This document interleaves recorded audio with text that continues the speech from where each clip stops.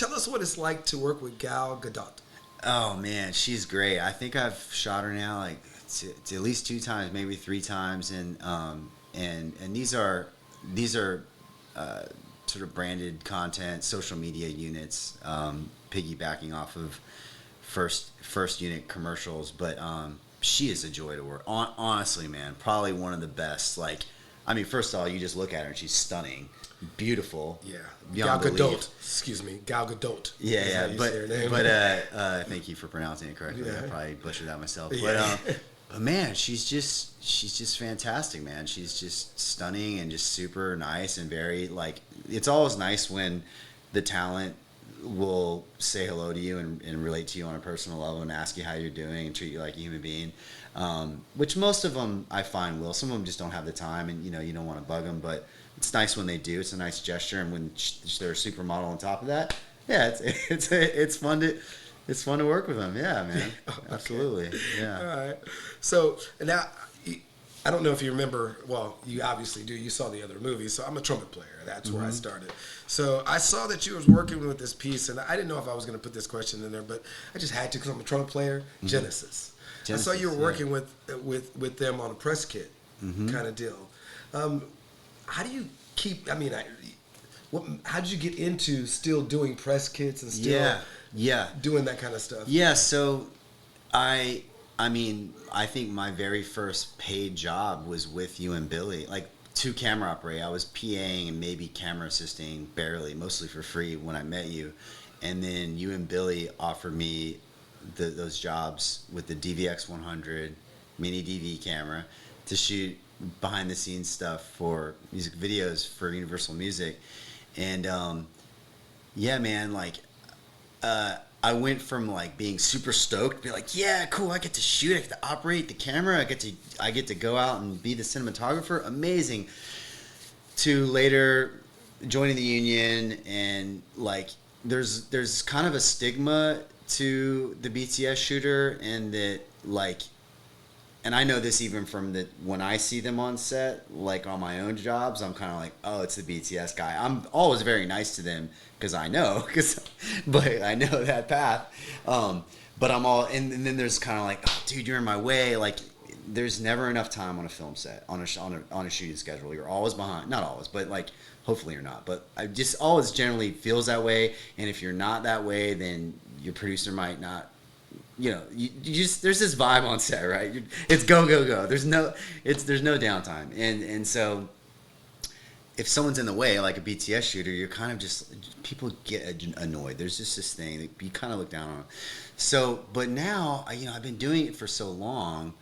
I met a very talented director DP that shoots commercials these days, actually USC guy, Max Gutierrez, and he I met him through some mutual friends, camera assistant friends, coming up over 10 years ago.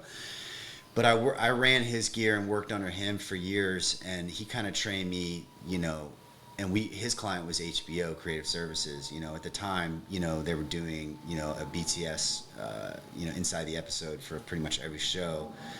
So I did a little Westworld. We did Silicon Valley. We did a few other shows, I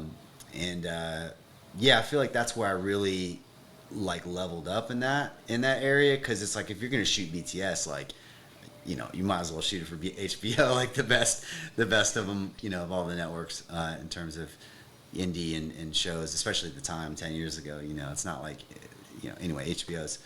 A lot of other networks and streamers have come a long way since then. Anyway, the point is learned how to light with big soft sources, learned how to not constantly rack the iris when you're shooting B-roll. So just hang on a frame, just simple things like that. Getting my hands on, Alexa cameras more often, shooting on better glass. Leveling up the equipment, and it does help to get your hands on those tools, because as a cinematographer you are limited in a sense to the tools that you can get. I mean, now there's two sides of that argument. Like iPhone 15 is incredible. you know, the iPhone 15 Pro, you know, up in Cupertino, those guys are doing a lot of cool things. You know, I can't say that I've ever been up there and worked with them, but I've heard that they're doing a lot of cool things. And so, you know, like, so, you know, like it's just, you know, do you need a big, huge cinema camera that costs $100,000 just for the body? Not necessarily, but it's, I don't know what I'm trying to say. The gear, it is important. Any way you slice it. And there's also, you know, it's easy to talk about the equipment and nerd out about that. It's harder to talk about like story and narrative and why you choose to shoot a certain way and things like that. But we're camera guys are nerds. We geek out on the gear. Well, I mean, let's keep talking about the camera stuff. I mean, you do AC work too, still to this day.